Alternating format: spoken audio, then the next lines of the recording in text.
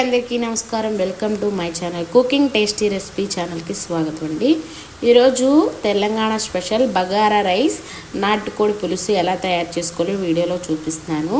వీడియోని చివరి వరకు స్కిప్ చేయకుండా చూడండి. అలాగే మీకు మాత్రం ఈ వీడియో నచ్చితే తప్పకుండా లైక్ చేసి సబ్స్క్రైబ్ చేసుకోండి. ఎంతో టేస్టీగా బగారా రైస్ నాటుకోడి పులుసు. ముందుగా నాటుకోడికి కావాల్సిన మసాలా ఎలా తయారు చేసుకోవాలో వీడియోలో చూపిస్తున్నాను. 3 స్పూన్ల ధనియాలు అనేవి వేడి చేసుకోవాలండి. ఈ విధంగా వేడి చేసుకున్న తర్వాత 4-5 లవంగాలు యాడ్ చేసుకోవాలి. అలాగే 2 ఇంచుల దాచిన చెక్క యాడ్ చేసుకున్నాం. ఇవన్నీ లైట్గా దోరగా అనేవి వేయించుకోవాలి.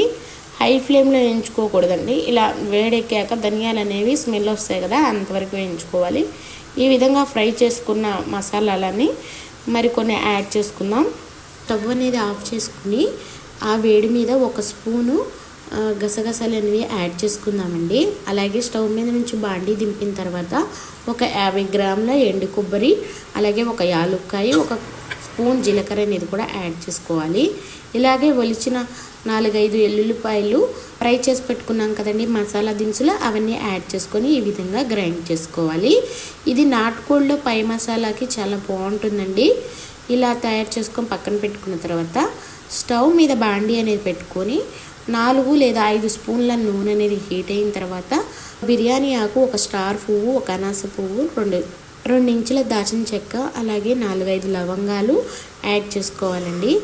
అలాగే 1 స్పూన్ సోంపు అనేది కూడా యాడ్ చేసుకోవడం వల్ల చాలా టేస్ట్ వస్తుంది. అలాగే 1 యాలక్కాయ. ఈ విధంగా మసాలా అంతా హీట్ అయిన తర్వాత మనం ముందుగానే కట్ చేసి పెట్టుకున్న పెద్ద ఆనియన్ అనేది ఉంది కదండి, అవి 2 లేదా 3 అనేవి ఈ విధంగా సన్నగా తరుగుకొని ఈ ఆయిల్లో యాడ్ చేసుకోవాలి.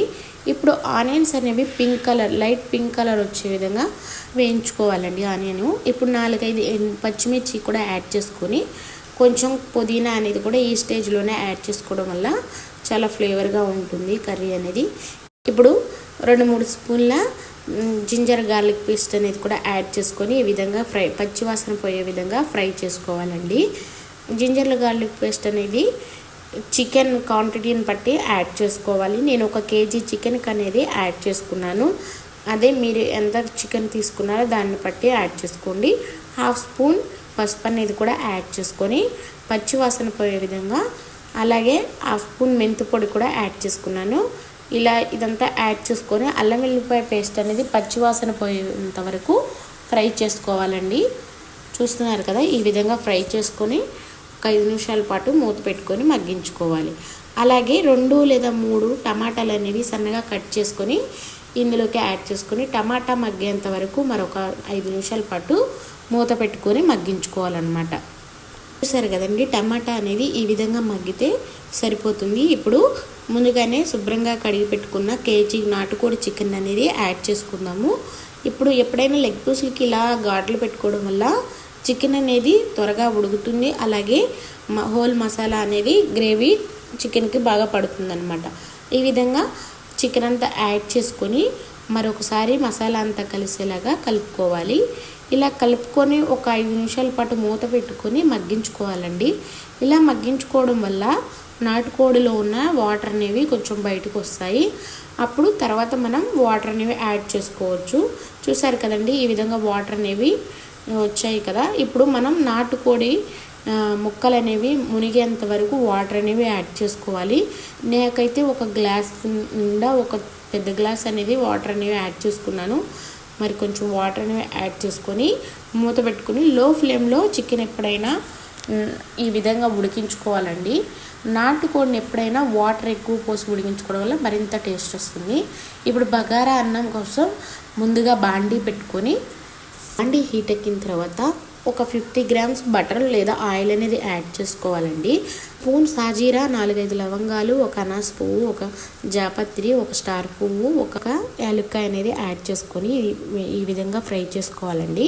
ముందుగానే కట్ చేసి పెట్టుకున్నానండి. 2 పెద్ద ఆనియన్స్ అనేవి సన్నగా నిలువుగా కట్ చేసుకున్నాను. అవి అనేవి యాడ్ చేసుకోవాలి. అలాగే 4-5 పచ్చిమిర్చి కూడా యాడ్ చేసుకోవాలి. ఈ విధంగా ఈ ఆనియన్స్ అనేవి పచ్చివాసన పోయి కొంచెం కలర్ చేంజ్ అయ్యే వరకు ఫ్రై చేసుకోవాలండి. ఇలా కలర్ పోయేంత వరకు ఫ్రై చేసుకున్న తర్వాత 2 లేదా 3 స్పూన్ల జింజర్ గార్లిక్ పేస్ట్ అనేది యాడ్ చేసుకుందాము. ఇలా యాడ్ చేసుకొని అల్లం అనేది పచ్చివాసన పోయిన తర్వాత 1 స్పూనున్నర అనేది సాల్ట్ అనేది యాడ్ చేసుకుందామండి.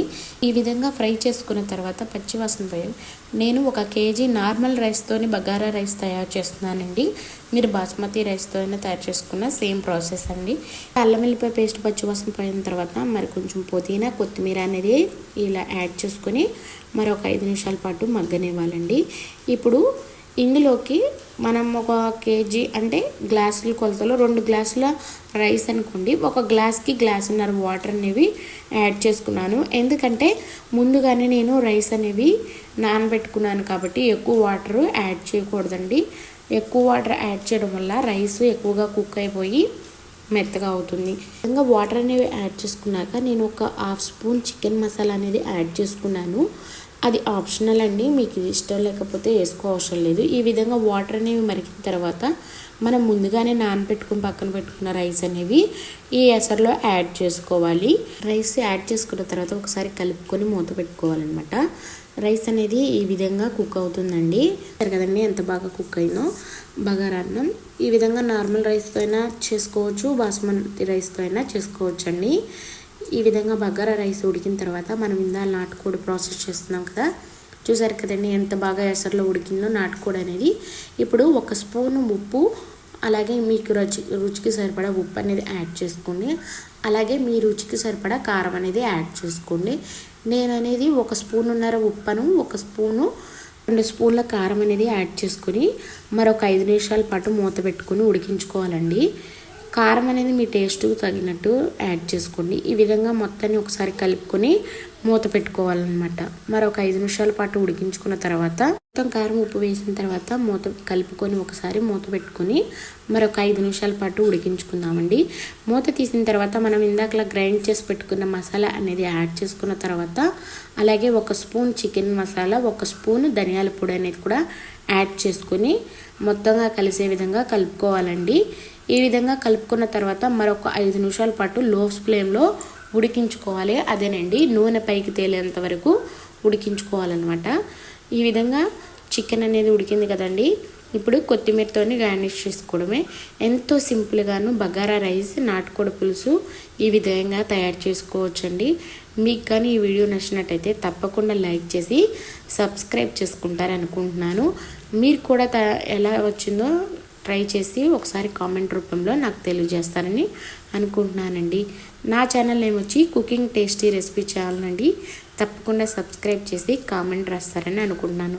Please do subscribe.